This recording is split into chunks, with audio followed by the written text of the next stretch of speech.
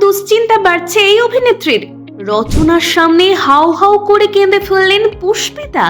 Bangla serial থেকে cinema দুই মাধ্যমেই সমান তালে কাজ চালিয়ে যাচ্ছেন অভিনেত্রী পুষ্পিতা মুখোপাধ্যায়। একদিকে অভিনয়, অন্যদিকে পরিবার, দুই দিকেই সমতা রেখে চলার চেষ্টা করেন তিনি। এই কথা প্রকাশ্যে অনেকবার বলেছেন তিনি। পুষ্পিতাকে বর্তমানে সিরিয়ালেই বেশি দেখেন দর্শকরা। বড় পর্দায় ইদানিং খুবই কম অভিনয় করছেন অভিনেত্রী। কয়েকদিন আগে দিদি নাম্বার 1 রিয়েলিটি শোয়ে এসেছিলেন পুষ্পিতা। বিশেষ অতিথি হিসেবে তাকে দেখা গিয়েছিল প্রতিযোগীর আসনে। সেখানে এসেই রচনা বন্দ্যোপাধ্যায়ের কাছে নিজের চিন্তার কথা প্রকাশ করে ফেলেন তিনি। ছেলেকে নিয়ে খুবই দুশ্চিন্তায় পড়েছেন তিনি। সারাক্ষণ নাকি তার ছেলের হাতে ফোন, সে নাকি দিনের অনেকটা সময়ই এখন গেম খেলে কাটাচ্ছে। এই বদ অভ্যাস কিছুতেই ছাড়াতে পারছেন না পুষ্পিতা।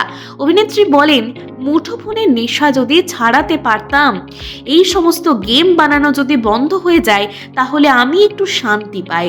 আমার জীবনের সবটাই ছেলেকে জুড়ে। কথা বলতে গিয়ে চোখ ছলছল করে ওঠে পুষ্পিতার। এই অভিনেত্রীকে কারা কারা পছন্দ করেন, লাইক কমেন্ট শেয়ার করে জানাতে ভুলবেন।